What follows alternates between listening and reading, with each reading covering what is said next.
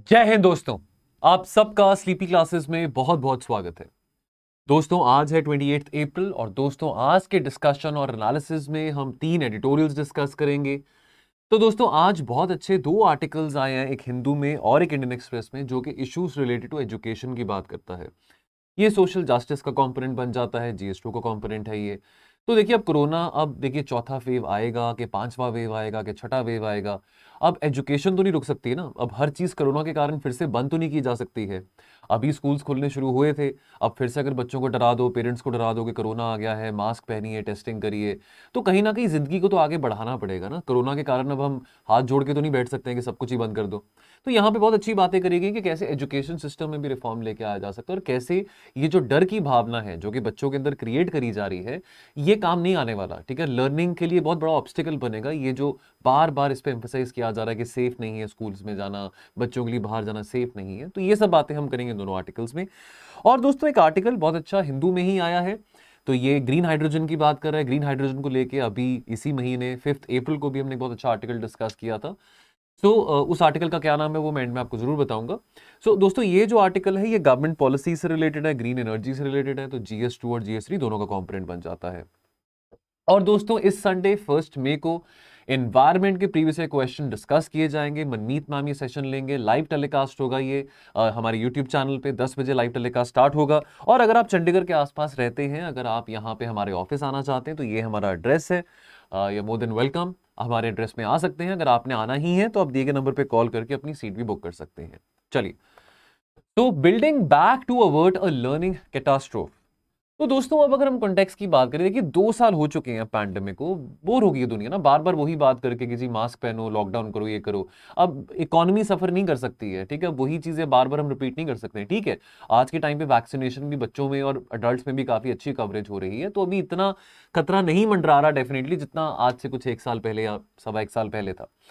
लेकिन ये बात भी प्रूव हो चुकी है कि बच्चों को, ठीक है, ये इन्फेक्शन हो सकती है, लेकिन हो सकता है कि इन्फेक्शन उनको एट द सेम रेट हो जितने अडल्ट्स को होती है, लेकिन प्रोबेबिलिटी जो है एडवर्स आउटकम की बच्चों में वो काफी कम है, कि इतना ज्यादा क्रिटिकली बीमार नहीं पड़ते बच्चे।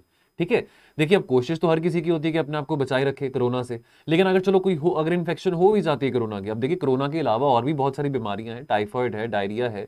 अभी अगर हम यहाँ पे बात करें, पंजाब में डायरिया का आउटब्रेक हुआ, अपना चल रहा था। ठीक है, और भी बहुत सारी बीमारियां हैं। तो ये तो नहीं कि सिर्फ पैंडेमिक के चलते अब हर चीज को, गर्मी बढ़ गई है, सर्दी बढ़ गई है तो लोग बीमार हो रहे हैं, सीजनल चेंज हो रहा है तो आप उसको कोरोना का नाम दे दो, तो उसके चलते आप स्कूल्स फिर से बंद कर दो, तो ये बात तो ठीक नहीं है। ठीक है, अब ये हमारा फोकस नहीं है कि पैंडेमिक अब हो चुका है, ठीक है, 2 साल हो चुके हैं, अब हमारा बार बार फोकस पैंडेमिक नहीं बन सकता। फोकस क्या है? फोकस ये है कि बच्चों को कैसे स्कूल में लेके आया जाए। ठीक है, देखिए बहुत सारे जो हेल्दी बच्चे हैं वो इतनी जल्दी सिवियर आउटकम्स डेवलप नहीं करते, even if they catch this infection. तो it is time that as a society we need to stop worrying about COVID-19 and we need to be more concerned about the learning outcomes of the students। ठीक है, अब ये जो hybrid mode of learning है, अभी चलो schools बंद हैं, ऑनलाइन लर्निंग चल रही थी काफी टाइम से, अभी भी बहुत सारे बच्चे हैं, अगर हम कॉलेजेस की बात करें तो अभी भी बहुत सारे बच्चे कॉलेजेस में वापस नहीं जा रहे हैं। वो उनका ये है कि चलो घर बैठ के ऑनलाइन हम अपनी क्लासेस अटेंड कर लेते हैं। बट फ्रैंकली स्पीकिंग, क्या आपको लगता है कि बहुत लंबे समय के लिए ये जो ऑनलाइन टीचिंग वाला जो कंसेप्ट है बच्चों के लिए, खास करके जो स्कूल में जाते हैं, क्या सक्सेसफुल रह पाएगा? तो यहाँ पे कॉलमनिस्ट कह रहे हैं कि जो हाइब्रिड मोड ऑफ लर्निंग है ये ज्यादा टाइम के लिए सस्टेनेबल नहीं है। जो क्लासरूम टीचिंग है, जो स्कूल में जाके पढ़ने वाली जो एक हैबिट होती है, उसका कोई भी तोड़ नहीं है, उसका कोई मुकाबला नहीं है। अब चैलेंज क्या है? देखिए अगर स्कूल्स रीओपन हो गए डजंट मीन कि सारे बच्चे वापस स्कूल आ चुके हैं। अब देखिए ये तो स्टेट गवर्नमेंट्स को इंश्योर करना पड़ेगा, पेरेंट्स को इंश्योर करना पड़ेगा। देखिए हर काम तो सरकार भी नहीं कर सकती है, टू बी वेरी फ्रैंक। अब सरकार कहे कि जी हम ऑफिशियल्स भेजें हर घर में जाके कि भी बच्चे स्कूल जा रहे हैं कि नहीं जा रहे हैं, तो वो ऑब्वियसली इतनी बात भी पॉसिबल नहीं है। लेकिन अब ये बहुत ईमानदारी से पेरेंट्स का भी एफर्ट है, टीचर्स का भी एफर्ट है, सरकार का भी एफर्ट है, म्यूनसिपैलिटीज़ हो, अर्बन लोकल बॉडीज़ हो, ग्राम पंचायत की बात करें, रूरल एरियाज़ की बात करें, कि या तो कोरोना से डर के घर पे ही बैठ जाओ, है ना, कि और 2-3 साल घर पे बैठे रहो कि बीमारी हो जाएगी, या फिर बाहर निकलो, पढ़ाई करो। ठीक है, कभी ना कभी तो बाहर जाना ही है। और अगर स्कूल खुल गए हैं तो उस बात की गारंटी तो नहीं कि सारे बच्चे स्कूल आ रहे हैं, लेकिन अब बहुत ज़रूरी है कि ये भी देखें ना कि जो बच्चे खास करके जो गरीब बैकग्राउंड से हैं, ठीक है, जो रूरल एरियाज में रहते हैं, अर्बन स्लम ड्वेलर्स हैं, वो क्या स्कूल आ रहे हैं, वो बहुत ज़रूरी है। देखिए अब ये जो 2 साल में स्कूल्स बंद रहे हैं तो ऑब्वियसली बहुत सारे बच्चों का लर्निंग लॉस भी हुआ है। अब जो क्लास 2 में बच्चा पढ़ता है आज वो क्लास 5 में हो गया होगा, चलो पास फेल तो आज के टाइम पे इतना मैटर नहीं करता, आजकल तो हर किसी को पास कर देते हैं, हमारे जमाने में चलो फेल कर देते थे बच्चों को, लेकिन बात ये भी आती है कि कितना इफेक्टिवली वो लर्न कर पा रहे हैं, है ना, कितना एफिशिएंटली वो लर्न कर पा रहे हैं ऑनलाइन। आप फोन पे कोई वीडियो देख के, या अगर आप जैसे खास करके छोटे बच्चों की बात करें, लर्निंग आउटकम्स इतने एफिशिएंट नहीं होते हैं, ये साइंटिफिकली प्रूवन बातें हैं। अगर बात करें जो स्कूल गोइंग बच्चे अगर वो ऑनलाइन एजुकेशन अचीव करें तो इतने इफेक्टिव लर्निंग आउटकम्स नहीं आते। उनको क्लासरूम में एक टीचर चाहिए, ठीक है, कॉग्निटिव डेवलपमेंट होता है, ऑब्जर्वेशन पावर्स होती हैं, ठीक है ना। अब there has to be focus on the need to assess the learning level of the children, because अब लर्निंग रिकवरी करनी है ना, 2 साल का लर्निंग लॉस बहुत ज्यादा हुआ है। अब वो लर्निंग रिकवरी जो करनी है, उस बात की श्योरिटी और उस बात की गारंटी कौन ले सकता है? तो यहां पे टीचर्स का और पेरेंट्स का बहुत ही क्रिटिकल रोल आता है। जो हमारी न्यू एजुकेशन पॉलिसी है 2020, उसमें कहा जाता है 21st सेंचुरी की एजुकेशन पॉलिसी है, तो उसमें भी बहुत क्रिटिकल रोल प्ले करेंगे पेरेंट्स और टीचर की इंटरेक्शन बच्चों की डेवलपमेंट के लिए। और हमारे देश में चाहे सरकारी स्कूल्स हैं चाहे प्राइवेट स्कूल्स हैं, अच्छे मोटिवेटेड टीचर्स की कमी नहीं है जो कि इस प्रोसेस में कॉन्ट्रीब्यूट कर सकते हैं। फिर बात आती है इंक्रीजिंग एलोकेशंस की। देखिए हमारी जो सरकार का, अगर हम चलो कोई भी सरकार हो, चाहे कांग्रेस हो चाहे बीजेपी हो, कोई भी सरकार हो, बात इन जनरल आ रही है कि इंडिया में जो गवर्नमेंट स्पेंडिंग है एजुकेशन पे, that is around about 3% of the GDP. लेकिन ये हाफ है, this is half the average which is spend by the other low and middle income countries on education. तो बार बार ये बात आती है कि दो इंपॉर्टेंट सेक्टर्स जिसमें सरकार को अपना खर्चा सिग्निफिकेंटली बढ़ाना पड़ेगा, एक तो है हेल्थ और एक तो है एजुकेशन, ठीक है। Now apart from this there are reports के बहुत सारे बच्चों को, देखिए अभी बहुत स्टिग्मा माना जाता है, बहुत बड़ा स्टिग्मा माना जाता है कि बच्चों को डिप्रेशन है, स्ट्रेस है, ये है वो है। बहुत सारे बच्चे फिर पेरेंट्स को बताते नहीं है, अपने फ्रेंड्स को नहीं बताते हैं, या अगर घर में कोई बड़ा भाई या बड़े बहन उनको नहीं बताते कि हमको स्ट्रेस है, कुछ ऐसी वैसी बात है। But the fact of the matter, stress किसी को भी हो सकता है। तो चाहे वो बच्चा 10 साल का हो, चाहे वो आप हैं 21-22 साल के यूपीएससी की तैयारी कर रहे हैं, या कोई भी एग्जाम की, एसएससी की तैयारी कर रहे हैं, whatever exam it might be. तो एक स्टिग्मा की तरह नहीं देखना चाहिए। अगर आपको कोई ऐसा चैलेंज है, अगर आपको कोई स्ट्रेस है, कोई मेंटल हेल्थ इशू है, तो उसके लिए काउंसलिंग सेशंस होनी चाहिए, ठीक है। काउंसलर्स की जो एक्सेसिबिलिटी वो ज़्यादा होनी चाहिए। अब बहुत सारे बच्चे जो घर बैठे थे 2 साल से, उनको लर्निंग आउटकम्स इतने अच्छे नहीं हो पाए, हो सकता है वो मेंटली डिस्टर्ब्ड हो, ठीक है, स्ट्रेस में हो। तो बहुत ज़रूरी है कि अब स्कूल खुल रहे हैं तो उनको ऐसे इफेक्टिव काउंसलिंग सेशंस दिए जाए, राइट। नाउ अब यहाँ पे एग्जांपल दिया गया दिल्ली। देखिए दिल्ली के स्कूल एजुकेशन, जो दिल्ली का स्कूल मॉडल है, उसको काफ़ी अब सराहाया जाता है। जैसे अभी रिसेंटली न्यूज़ में भी था कि अभी जो हमारे पंजाब के चीफ मिनिस्टर हैं वो दिल्ली गए थे, जो नॉलेज शेयरिंग पैक्ट साइन किया गया कि कैसे पंजाब में भी Delhi model of education follow किया जा सकता है। तो इस आर्टिकल में भी दिल्ली मॉडल ऑफ एजुकेशन को लेकर काफ़ी अच्छी बात करी गई थी। एंड यहाँ पे ये बात मेंशन है कि अगर दिल्ली की अगर हम बात करें तो दिल्ली में 20 स्कूल हेल्थ क्लिनिक्स वर ओपन जब ये स्कूल्स रीओपन करे गए हैं, ताकि ये यहाँ पे जो स्कूल हेल्थ क्लिनिक्स ओपन जो किए जा रहे हैं, ये बच्चों को हेल्प कर सकते हैं। जो भी बच्चे अगर स्ट्रेस में हैं, कोई ऐसी इशू फेस कर रहे हैं, मेंटल इशू फेस कर रहे हैं, तो उनको कैसे रिजॉल्व किया जा सकता है। तो हेल्थ सर्विसेज के ऊपर भी बहुत एम्फेसिस दिया गया है। और बाद में बात आती है मिड डे मील सर्विसेज की। देखिए 12 करोड़ बच्चे हैं हमारे देश में जिनका जो न्यूट्रिशनल आउटकम है वो ये मिड डे मील सर्विसेज पे निर्भर करता है। और ये मिड डे मील सर्विसेज अब 2 साल के गैप के बाद रिज्यूम करी जा रही है, ठीक है। उसके अलावा देखिए ये जो सप्लीमेंट्री न्यूट्रिशन प्रोग्राम है, ये बहुत बहुत सिग्निफिकेंट है। बहुत सारे बच्चों को इंसेंटिव स्कूल आने का यही मिलता है कि चलो वहां पे खाना मिलेगा, ठीक है, फ्रेश कुक्ड फूड मिलेगा जो कि न्यूट्रिशियस होगा। तो ये प्रैक्टिस कंटिन्यू रहे तो बहुत जरूरी है। अब स्कूल्स को रीओपन होना है तो मिड डे मील जो सर्विसेज हैं फिर से रीओपन की जाएंगी, फिर से रिन्यू की जाएंगी। और उसके साथ साथ जो हम साफ सफाई की बात करते हैं, अब इस पैंडेमिक के चलते हम अगर सैनिटेशन प्रैक्टिसेस, हाइजीन प्रैक्टिसेस की बात करें, तो अब देखिए इसको लेके बहुत अवेयरनेस फैल चुकी है। तो ये सैनिटेशन प्रैक्टिसेस को आगे भी कंटिन्यू करना चाहिए, ठीक है, चाहे कोरोना है चाहे नहीं है। और जो रोल है हाइजीन का और न्यूट्रिशन का, ये बहुत इंपॉर्टेंट रोल प्ले करेंगे। और लर्निंग आउटकम्स भी बहुत डायरेक्टली प्रोपोर्शनल है जितने ज्यादा अच्छे हाइजीन और न्यूट्रिशनल फैक्टर्स रहेंगे स्कूल में। तो बजाय कि बच्चों को डराया जाए कि कोरोना आ गया, स्कूल मत आइए, स्कूल बंद कर दीजिए, एम्फसाइज करना चाहिए, चाहे सरकारी स्कूल है चाहे आपका प्राइवेट स्कूल है, कि हाइजीन और न्यूट्रिशन के जो पैरामीटर्स हैं उस पर कैसे और ज्यादा काम किया जा सकता है। सोशल मॉरल रिस्पॉन्सिबिलिटी की यहां पे बात आती है। देखिए यहां पे अब देखिए ये बहुत हाई टाइम है रिकॉग्नाइज करना कि जो कोविड-19 का जो रिस्क है बच्चों में वो बहुत कम है, ठीक है। ज्यादा बच्चों को कुछ ज्यादा सीरियस बीमारी नहीं होगी अगर वो कोविड से इन्फेक्टेड हो भी जाते हैं। और भी बहुत बीमारियां हैं, डेंगू है, मलेरिया है, टाइफॉइड है, ठीक है, ये बहुत सारी और बीमारियां हैं। रियल लर्निंग जो है that does not happen in the 4 walls of home. आप अपने लैपटॉप या अपने स्मार्टफोन या अपने आईपैड के सामने बैठे हैं, हर किसी के पास आईपैड भी नहीं होता, हर किसी के पास लैपटॉप भी नहीं होता, तो यहां पे रियल लर्निंग नहीं हो सकती है। यहाँ पे स्टडीज ये बताती है अगर स्कूल 1 महीने के लिए बंद होता है ना, तो बच्चों की जो लर्निंग एबिलिटी है वो 2 महीने पीछे चले जाती है। अब यहाँ पे तो स्कूल 24 महीनों से ज्यादा के लिए बंद था, तो डेफिनेटली जो लर्निंग एबिलिटी है बच्चों की वो 3 साल पहले जा चुकी है। तो जो बच्चा बच्चा अपना क्लास 2 में था 2020 में पैंडेमिक से पहले, और आज अगर वो क्लास 5 में जा रहा है, तो वो ऐसे प्रमोट तो 3 क्लासेस हो गया है, लेकिन क्या उसके जो लर्निंग आउटकम्स है, क्या उसकी जो कॉग्निटिव डेवलपमेंट है, क्या वो इतने केपेबल हुई है कि वो आज क्लास 5 में है तो उसकी कॉग्निटिव डेवलपमेंट उतनी हो गई हो जितनी 10 या 11 साल के बच्चे की होती है? तो यहाँ पे ये सवाल खड़ा उठता है। तो दोस्तों एक इन्फॉर्मेशन, तो दोस्तों अगर आप अगले साल अपना पहला अटेम्प्ट लिखना चाह रहे हैं, या अगर आपका पहला अटेम्प्ट हो, चौथा हो, पांचवा हो, what ever it might be, जितने टाइम यूपीएससी देता है, तो दोस्तों अगर आपको सोशियोलॉजी अगर ऑप्शनल है, अगर आप सोशियोलॉजी ऑप्शनल अगर आप रख रहे हैं, सोशियोलॉजी ऑप्शनल रिगार्डिंग अगर हमारे साथ जुड़ना चाहते हैं, तो शेखर सर बहुत कॉम्प्रिहेंसिव कोर्स प्रोवाइड करते हैं सोशियोलॉजी का, हमारे मेंटर हैं सोशियोलॉजी के। तो दोस्तों यहाँ पे आपको वीडियो लेक्चर्स मिलेंगे पीडीएफ्स के साथ, यहाँ पे आपको टॉपिक वाइज आपको टेस्ट मिलेंगे, साथ में इवैल्यूएट किया जाएगा आपके टेस्ट के जो आप आंसर राइट करेंगे, आपको मंथली करंट अफेयर्स अपडेशन इसमें मिलेंगे। सबसे अच्छी बात यहाँ पे ये है कि आपको 1-on-1 मेंटरशिप ग्रुप मिलेगा टेलीग्राम पे विद शेखर सर। और दोस्तों एक और बड़ी अच्छी बात यहाँ पे सोशियोलॉजी में देखिए, हमने आंसर राइटिंग तो प्रैक्टिस करनी है, चलो प्रीलिम्स के बाद हमने मेंस तो देनी है, मेंस क्रैक करना है, रैंक लेके आना है। तो रैंक लेके आने के लिए बहुत जरूरी है कि हम अच्छे मार्क्स लेके आए अपने ऑप्शनल में, है ना। तो ऑप्शनल है, ऐसे है, एथिक्स है, इसमें बहुत अच्छे मार्क्स अगर आएंगे तो हमारा रैंक भी अच्छा आ सकता है। तो दोस्तों यहाँ पे जो हम बहुत comprehensive mains answer writing practice भी आपको सोशियोलॉजी में कराएंगे, जहां पे सबसे अच्छी बात क्या है कि चलो आपको टाइम बाउंड तो इवैल्यूएशन मिलेगा जो आपने आंसर्स लिखे हैं, उसके अलावा लाइव डिस्कशन रहेगी इन क्वेश्चंस आंसर की, और along with the model answers. ठीक है, तो दोस्तों इसके बारे में इंफॉर्मेशन और लेनी है तो इस दिए गए नंबर पे कॉल करना, और आप देख लेना अगर आप इस कोर्स को अवेल करना चाहते हैं। चलिए, तो बात करेंगे a time to revisit the school.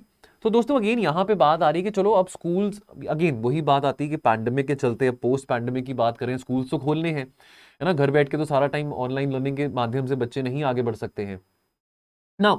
अब यहां पे ये बात करेगी कि चैलेंज क्या है, स्कूल खुलने का चैलेंज है, बच्चों का आने का चैलेंज है, एग्जाम्स का चैलेंज है, चैलेंज क्या है असल में, क्या चैलेंज है? अब देखिए, अब चैलेंज एग्जाम्स का तो नहीं है, चलो एग्जाम्स तो चलो अब ऑनलाइन एग्जाम्स कितने सक्सेसफुल होते हैं कितने नहीं होते हैं, खास करके स्कूल में, ये तो देखिए अब इस बात का तो हम अंदाजा नहीं लगा सकते हैं, लेकिन काम चल रहा था। लेकिन आगे जाके ये अप्रोच या ये माइंडसेट तो नहीं हम रख सकते ना कि काम चलता रहे। ठीक है, अब ये काम चलने वाली अप्रोच तो नहीं हम माइंड इसको बहुत सस्टेनेबल तरीके से लेके जा सकते हैं। तो एग्जाम्स का तो खतरा नहीं है, ठीक है। तो अब चैलेंज क्या है? चैलेंज है स्कूल वापस आना, challenge is about returning to schools. अब देखिए, अगर जो बहुत अमीर देश है, जो डेवलप्ड देश है, वहां पे schools have always been the first to open and the last to close, और जो सिटीजंस हैं they have benefited in the western nations from the public school system.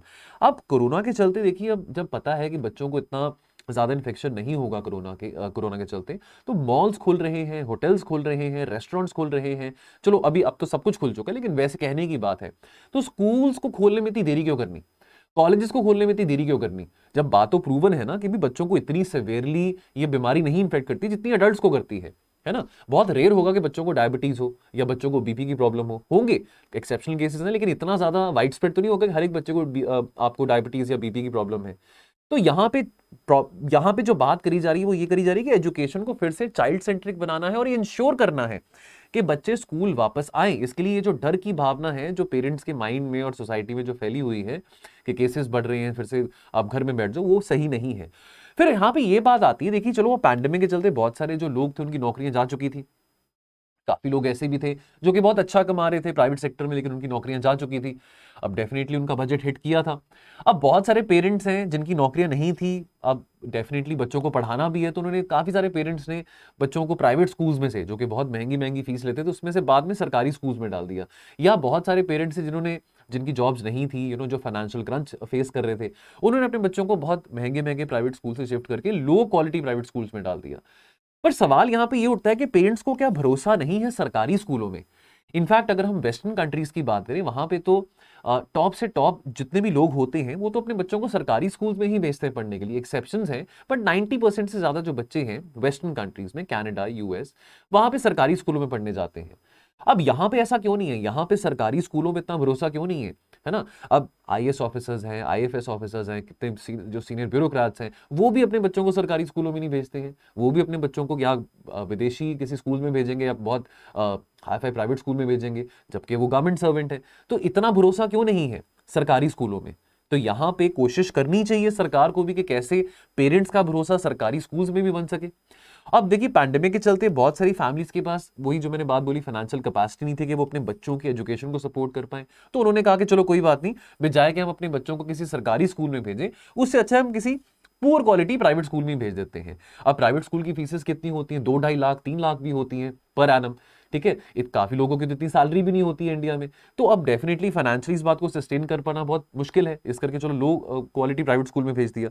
लेकिन जो बात आती है कि बहुत सारे पेरेंट्स ने एजुकेशन को सेकंड प्रायोरिटी मान के चला हेल्थ के अलावा, तो ये अच्छी बात नहीं है। हमको दोनों को ही, एजुकेशन को और हेल्थ को, दोनों को ही प्रायोरिटी देनी बहुत जरूरी है।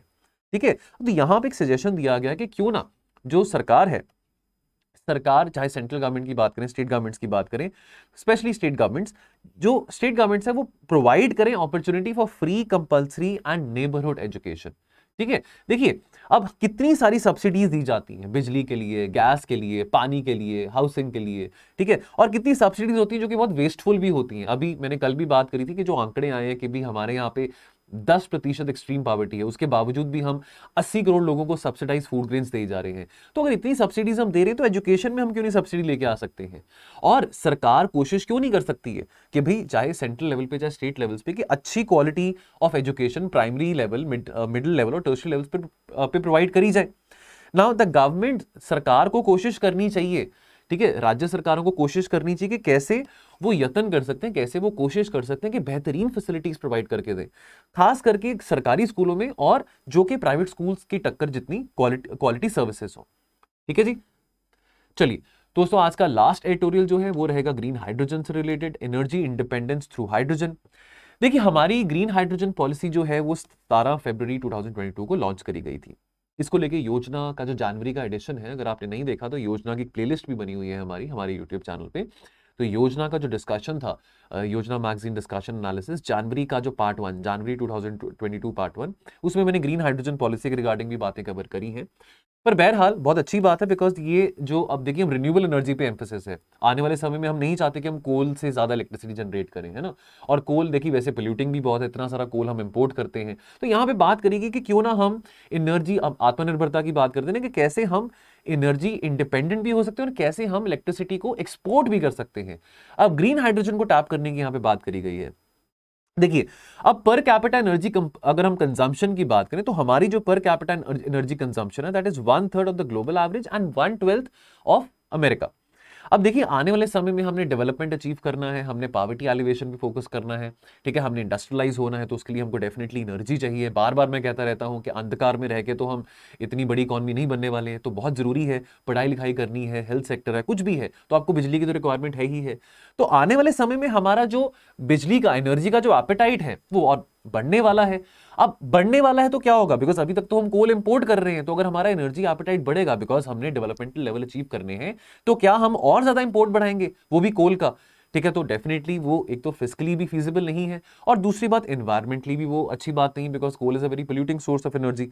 तो जो आज के टाइम पे जो न्यू एज फ्यूल है hydrogen, this is touted as India's gateway to energy independence. और हाइड्रोजन के बहुत ज्यादा मल्टीफेसेटेड रोल्स हैं जो कि आने वाले फ्यूचरिस्टिक एनर्जी लैंडस्केप में हाइड्रोजन प्ले करेगा। तो दोस्तों यहाँ पे ग्रीन हाइड्रोजन की बात मैं करता हूँ। ग्रीन हाइड्रोजन को लेकर एक आर्टिकल 5 अप्रैल 2022 को भी मैंने डिस्कस किया था, इंडियन एक्सप्रेस में आया था, फ्यूल फॉर द फ्यूचर। इसको आप पढ़ लेना, इसके एनालिसिस को आप देख लेना अगर आपने नहीं देखा, राइट। चलो ग्रीन हाइड्रोजन की अगर हम बात करें तो छोटी सी बात यहां पे समझने वाली ये है कि जो ग्रीन हाइड्रोजन है ना, ये प्रोड्यूस किया जाता है by splitting water bye electrolysis. ठीक है ना, ये ग्रीन हाइड्रोजन क्या प्रोड्यूस करता है, ओनली हाइड्रोजन एंड ऑक्सीजन। देखिए दोस्तों, जो प्रोसेस है ना ग्रीन हाइड्रोजन को बनाने का इलेक्ट्रोलिसिस के थ्रू, वो अपने आप में वहां पे रिन्यूएबल एनर्जी रिसोर्स यूज किए जाते हैं, बिकॉज ग्रीन हाइड्रोजन को बनाने के लिए आपको विंड या सोलर एनर्जी की रिक्वायरमेंट रहती है। तो यानी कि देखिए अब यहाँ पे इलेक्ट्रोलिसिस की बात आती है, तो यानी कि जो इलेक्ट्रोलिसिस प्रोसेस है उसको हमको बूस्ट अप करना पड़ेगा, और उसके लिए हमको रिन्यूएबल एनर्जी पे और एम्फेसिस करना पड़ेगा। तो green hydrogen is a very good resource for us for generating electricity, which is it's not a polluting source of generating electricity for us, and also इसको बनाने के लिए हमको इलेक्ट्रोलिसिस पे बहुत एम्फेसिस करना पड़ेगा। देखिए हाइड्रोजन बहुत बड़ा रोल प्ले करेगा हमारे डीकार्बनाइजेशन के लिए, खास करके ट्रांसपोर्ट सेक्टर। अब बहुत एडवांटेजेस हैं फ्यूल सेल इलेक्ट्रिक व्हीकल्स की over the battery electric vehicles. ठीक है। अब देखिए जो लिथियम आयन बैटरीज हैं उनकी जो रिचार्जिंग कैपेसिटी है, या खास करके जो गाड़ियां जो बहुत लंबे डिस्टेंस के लिए चलती हैं, जिनकी लॉन्ग ड्राइविंग रेंज होती है, तो लिथियम आयन बैटरीज उनके लिए ज्यादा सक्सेसफुल नहीं रहती हैं, तो वहां पे लिमिटेशन होता है। जो फ्यूल सेल इलेक्ट्रिक व्हीकल्स हैं वो बहुत आइडल रहती हैं, खास करके for long haul transportation, because इसका जो फ्यूलिंग कैपेसिटी है that is much faster as compare to the lithium ion batteries. तो इंडस्ट्रियल सेगमेंट की बात करें, हाइड्रोजन जो है डीकार्बनाइज कर सकता है sector such as iron and steel, aluminium and copper. अब India would require a tentative capacity in the range of around about 190 to 224 gigawatts of electrolysers by 2050। तो इलेक्ट्रोलाइजर्स को हमको बनाने की जरूरत है, बिकॉज अगर ये इलेक्ट्रोलाइजर्स बनेंगे तभी इलेक्ट्रोलिसिस के थ्रू हम ग्रीन हाइड्रोजन बना पाएंगे। ठीक है जी। अब इंडिया की जो हाइड्रोजन कंजम्पशन है वो 7 मिलियन टन है इन 2020, और ये जो कंजम्पशन है ये 4 गुना हो जाएगी by 2050 which is 28 million ton. तो चैलेंजेस क्या रहेंगे? देखिए दोस्तों, पहली बात तो जो ग्लोबल कैपेसिटी है इलेक्ट्रोलाइजर्स की, that has cross 300 megawatts in 2021। अब इसका मतलब India itself would require electrolysers capacity between the range of 640 to 750 times the current global capacity. ठीक है, तो आप इसको मल्टीप्लाई कर सकते हैं 300 मेगावाट्स को 640 750 टाइम्स के साथ, कितना ज्यादा रिक्वायरमेंट होगी हमको उस चीज की। उसके अलावा सबसे बड़ा जो चैलेंज आता है, तो अगर 1 किलो ऑफ हाइड्रोजन बनाना है बाय इलेक्ट्रोलिसिस, उसके लिए हमको जो पानी है 9 लीटर पानी कंज्यूम करना पड़ता है इस पूरे प्रोसेस के लिए। तो देखिए अब यहाँ पे वाटर स्कार्सिटी का भी इशू आता है, बिकॉज बहुत सारी रिपोर्ट्स ये भी कहती हैं कि बाय 2030 जो पर कैपिटा अवेलेबिलिटी है, यानी कि जो डिमांड तो है वो तो बढ़ने वाली है पानी के आने वाले समय में, लेकिन जो सप्लाई है वो कम होने वाली है। तो ये बहुत बड़ा चैलेंज है। एक बड़ी अच्छी बात यहाँ पे करी गई है, ये आप लाइन को कोट भी कर सकते हैं अपने आंसर में, अगर आपसे कोई क्वेश्चन इस थीम के ऊपर पूछा जाता है, कि वो ये है कि हाइड्रोजन जो है this fulfils the 3 E's of India's energy road map. वो 3 E कौन से हैं? एनर्जी सिक्योरिटी है, एनर्जी सस्टेनेबिलिटी है, और एनर्जी एक्सेसिबिलिटी है। तो यहां पे हमको स्ट्राइव करना चाहिए एक और ई के लिए। तो 3 ई तो है, एक चौथा ई यहां पे जो कॉलमनिस्ट मेंशन कर रहे हैं वो है इकोनॉमिक अपॉर्चुनिटी, ताकि हम इंडस्ट्री को इंकरेज कर सकते हैं कि कैसे, क्योंकि क्लीन टेक्नोलॉजीज की बात हो रही, तो कैसे वो बेटर टेक्नोलॉजीज को, बेटर रिसोर्सेज यूटिलाइज करके अपने प्रोडक्ट्स बना सकते हैं। अब स्ट्रैटेजी हेड, अगर हमने डिमांड साइड हमने इश्यूज एड्रेस कर रहे हैं, तो क्या what would be the way forward? तो पहली बात तो हमको ऐसा मैंडेट दे देना चाहिए, खास करके जो कंपनीज हैं जो रिफाइनिंग में, ऑयल रिफाइनिंग में, या फर्टिलाइजर्स कंपनीज जो हैं, कि कैसे वो भी ट्रांजिशन कर सकती हैं टुवर्ड्स जो उनके मैन्युफैक्चरिंग प्रोसेसेस हैं, अपने मैन्युफैक्चरिंग प्रोसेसेस में कैसे वो ग्रीन हाइड्रोजन को इनकॉर्पोरेट कर सकते हैं। और जो इंडस्ट्रीज हैं जो कि ऑलरेडी लो एमिशन हाइड्रोजन बेस्ड प्रोडक्ट्स बना रही हैं, तो अगर ग्रीन स्टील की बात करें या ग्रीन सीमेंट की बात करें, तो उनको इंसेंटिव भी मिलना चाहिए, उनको शाबाशी भी मिलनी चाहिए, टैक्स बेनिफिट भी मिलनी चाहिए बाय द गवर्नमेंट पॉलिसीज। ठीक है। उसके बाद अगर हम बात करें फ्यूल सेल इलेक्ट्रिक व्हीकल्स की, ठीक है, तो उसके लिए हाइड्रोजन फ्यूल स्टेशन जो है वो और ज्यादा खुलने चाहिए। They may be planned on dedicated corridors, जहां पे जो लॉन्ग डिस्टेंस ट्रकिंग है वो बहुत वाइड स्प्रेड है। ठीक है, अभी हमने बात करी थी ना, जो आपके फ्यूल सेल्स इलेक्ट्रॉनिक व्हीकल्स हैं, तो वो बहुत एफिशिएंट रहते हैं, खास करके जो लॉन्ग डिस्टेंस जो आपकी जर्नीज रहती हैं व्हीकल्स की। तो जो कंसेप्ट ऑफ कार्बन टैरिफ है, तो आपको याद होगा यूरोपियन यूनियन में फिट फॉर 55, जहां पे CBA है, जो carbon based adjustment mechanism introduce किया गया था। तो यूरोपियन यूनियन में जैसे कि अब प्रमोट किया जा रहा है कि आने वाले 3-4 सालों में जो कंपनीज हैं वो उन्हीं कंट्रीज के साथ इंपोर्ट एक्सपोर्ट करें जहां पे लेस कार्बन इंटेंसिव प्रोडक्ट्स बनाए जाते हैं। तो ऑन द सेम लाइंस हम भी उस दिशा में मूव कर सकते हैं, जहां पे हमारा जो फोकस होगा वो रहेगा कि हम कैसे low emission hydrogen based products manufacture कर सकते हैं। तो स्ट्रैटेजी हेड, अगर हमने सप्लाई साइड इश्यूज को एड्रेस करना है, तो डेफिनेटली पहली बात होती है कि कैसे हम इन्वेस्टमेंट, रिसर्च एंड डेवलपमेंट में और बढ़ा सकते हैं। उसके बाद यहाँ पे बात आती है कि कैसे हम जो नेसेंट टेक्नोलॉजीज हैं कैसे उसको स्किल अप कर सकते हैं by viability gap funding scheme. अब आपने मेरे को कमेंट सेक्शन में ये बताना है, ये आपका होमवर्क है, ये वायबिलिटी गैप फंडिंग के बारे में आपने बहुत बार पढ़ा होगा। ठीक है, I am sure you must have come across this term many a times. ये क्या होता है, जिसका मतलब क्या होता है वायबिलिटी गैप फंडिंग का? कमेंट सेक्शन में बताइए अगर आप ये वीडियो देख रहे हैं ईमानदारी से। उसके बाद to secure affordable financing electrolysis, जो इलेक्ट्रोलाइजर्स की मैन्युफैक्चरिंग है उसको बूस्ट देने के लिए हम यहाँ पे priority sector lending norms introduce कर सकते हैं बैंक्स में। ठीक है, उसके बाद ये जो प्रैक्टिसेस हैं, अगर हमने देखिए यहाँ पे एक बहुत अच्छी बात यहाँ पे करी गई है कि 2 डोमिनेंट कॉस्ट फैक्टर्स आते हैं ग्रीन हाइड्रोजन की जनरेशन के लिए। ठीक है, एक तो आता है रिन्यूएबल एनर्जी टैरिफ और दूसरा आता है जो इलेक्ट्रोलाइजर्स की कॉस्ट है। अब देखिए यहाँ पे अगर हम रिन्यूएबल एनर्जी टैरिफ की बात करें तो इंडिया के पास एक एडवांटेज है कि हमारे यहाँ पे सबसे लोएस्ट रिन्यूएबल एनर्जी टैरिफ है। जहां तक बात इलेक्ट्रोलाइजर्स की आती है, चलो एक तो हमने बात करी प्रायोरिटी सेक्टर लेंडिंग की कि बैंक्स को इंकरेज करना चाहिए कि जो भी कंपनीज हैं जो कि जो इसको बना रही है, मैन्युफैक्चरिंग कर रही है इलेक्ट्रोलाइजर्स को, कि वहां पर उनको प्रायोरिटी सेक्टर लेंडिंग नॉर्म्स में डाला जा सकता है। दूसरी बात यहाँ पे ये सजेस्ट करी गई है कि thrust should be on reducing the cost of electrolysers, कि हम ज्यादा इंपोर्ट ना करें, यहीं पे बनाएं, by adding them, by implementing the production linked incentive scheme to this sector. तो कंक्लूजन क्या निकलता है दोस्तों? कंक्लूजन में hydrogen could completely transform India का जो एनर्जी इकोसिस्टम है, ठीक है, by being an energy importer to becoming an net energy exporter. ठीक है, तो हम आने वाले टाइम में हम countries like Japan, south Korea को एक्सपोर्ट कर सकते हैं, कितनी सारी एनर्जी एक्सपोर्ट कर सकते हैं। ठीक है, और जो हमारे टारगेट्स हैं, जो पेरिस एग्रीमेंट के चलते जो हमारे टारगेट्स हैं, जो हमने दावे करे हैं कि कैसे हम ग्लोबल वार्मिंग को लिमिट करेंगे टू 2 डिग्री सेल्सियस, तो ये बहुत सारे हमारे टारगेट्स मीट करने में भी हेल्प करेगा। हमने कितने एम्बिशियस टारगेट अनाउंस करेंगे, बाय 2030 हम 500 gigawatt of renewable energy generate करेंगे। ठीक है, तो हाइड्रोजन कुड ले the foundation of new India which would be energy independent, आत्मनिर्भरता की बात हो रही है यहाँ पे। ठीक है, और जो हाइड्रोजन ट्रांसपोर्टेशन सिस्टम है वो अभी, जैसे अगर हम बात करें जो सिस्टम अभी बिल्ड करा गया है फॉर योर नेचुरल गैस, हम अगर सीएनजी की बात करें, उसी इंफ्रास्ट्रक्चर को यूज करके हम हाइड्रोजन ट्रांसपोर्टेशन सिस्टम को भी बिल्ड कर सकते हैं। तो दोस्तों, अगर आपने ग्रीन हाइड्रोजन के बारे और पढ़ना है तो फ्यूल फॉर द फ्यूचर करके इंडियन एक्सप्रेस में आर्टिकल 5 अप्रैल को आया था, तो हमने डिस्कस किया था, आप इसमें पढ़ सकते हैं। तो दोस्तों, जाने से पहले एक प्रीवियस क्वेश्चन यूपीएससी का एनवायरमेंट से रिलेटेड है।